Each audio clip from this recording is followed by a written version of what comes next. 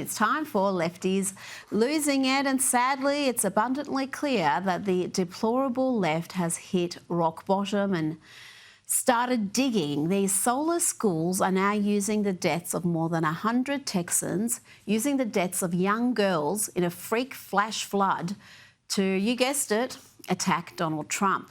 And they're willing to lie to do it. It's reprehensible, it's contemptible, and it's sadly all too predictable. Here is Rosie O'Donnell. The Guadalupe River, 51 missing, 51 dead, more missing. Children at a camp.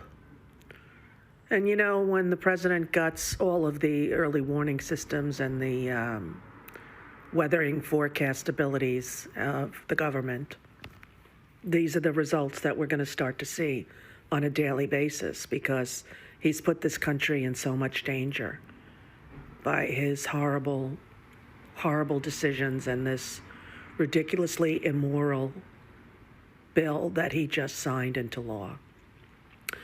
As Republicans cheered, people will die as a result, and they've started already. Shame on him. Shame on every GOP sycophant who's listening and following the disastrous decisions of this mentally incapacitated POTUS. No, shame on you, you broken, sick fiend, using the deaths of innocent young children in a natural disaster to go after Trump. It's a new low for Rosie, and that's saying something, because she's stooped pretty low in the past.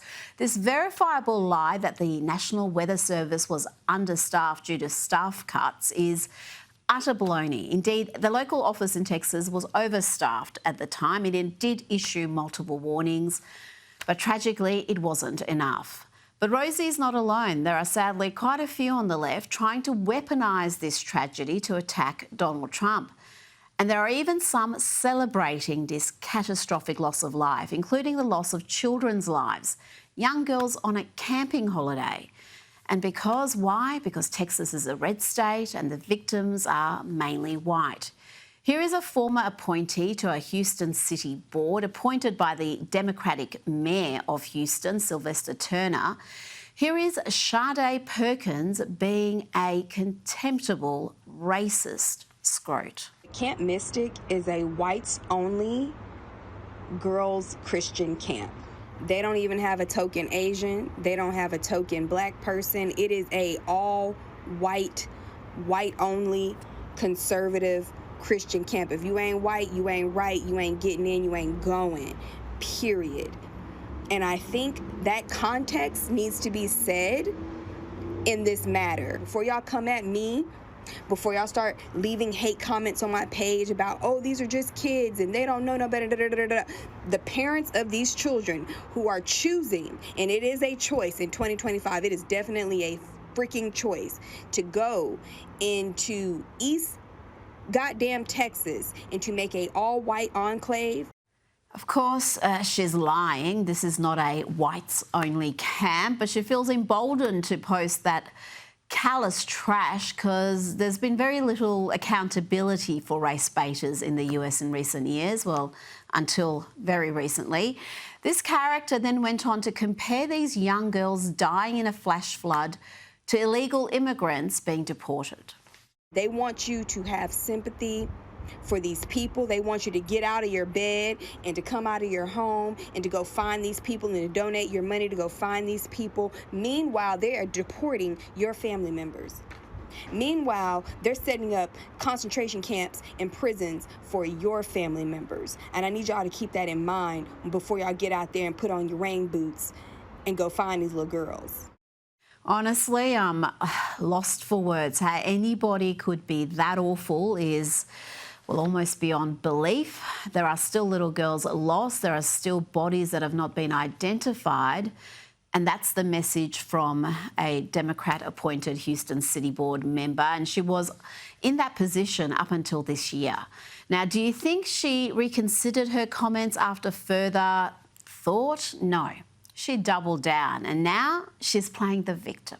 I don't understand all this, extraordinary hate or whatever. Like, I get that white people are not used to people telling them and calling them out on their racism and telling them about their double standards and how you wouldn't give a damn about other children and how there's children in ICE detention right now who y'all don't give two about. There's no prayers going up for them. But we're supposed to stop the world and stop everything we're doing to go and hunt for these little missing white girls. Again, I actually have empathy, so I can put myself in other people's shoes and understand that that's pretty up, but it seems like y'all don't get that. Y'all don't get that. Y'all don't have the empathy gene, for sure. Yes, you're the one with empathy. I mean, really. She thinks she's got the empathy gene. And here's another soulless school saying she's okay with little girls dying because she voted the right way. She voted for the Democrats.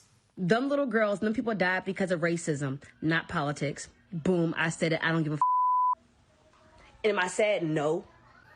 Nope. Because more YT people will have to DIE in order for the what? CARE.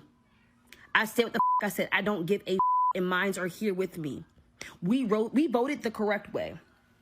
You reap what the you sow. Just the night before the flash flood happened, y'all were okay with being stripped away from their families and never seeing them again. People being deported. Y'all were okay with that. Be okay with not finding Sarah Lou.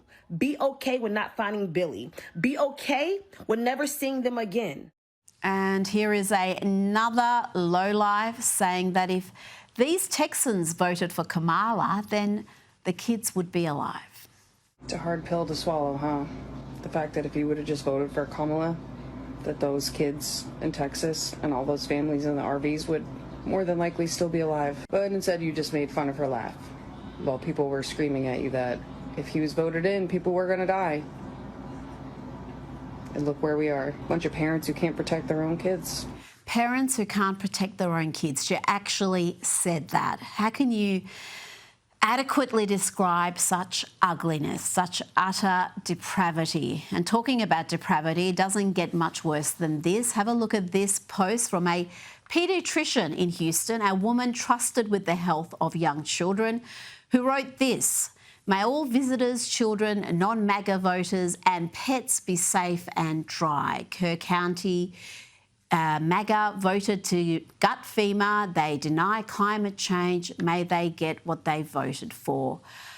Just disgusting stuff there. But Dr. Christina B. Probst won't be practicing in Houston anymore, not at the Houston Heights clinic she was at anymore. She's been fired. Now, she should be struck off as a doctor, if you ask me. She should check herself into a clinic, one with a padded room preferably. And if you want to know where this hate comes from, where this disinformation about the National Weather Service and the politicisation of a natural disaster come from, then look no further than the leftist media led by CNN.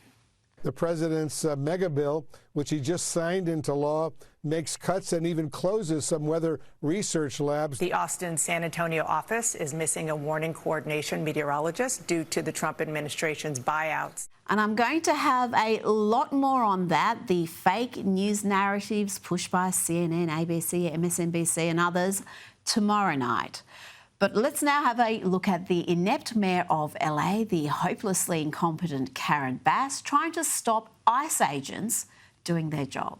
My comment is they need to leave, and they need to leave right now. They need to leave because this is unacceptable. Who did you speak with? Just wait and see. Mayor Bass, They will be leaving soon. Mayor Bass, who did you speak with on the phone just now? Who did you speak with on the phone? The head of customs. Wow. They'll be leaving soon, she said. And she also said there that she was talking to the Border Patrol chief. Guess what he told her? As reported by Bill Malugin, Border Patrol Chief Gregory Bovino had this to say: "I don't work for Karen Bass. Better get used to us now because this is going to be normal very soon. We will go anywhere, anytime we want to in Los Angeles."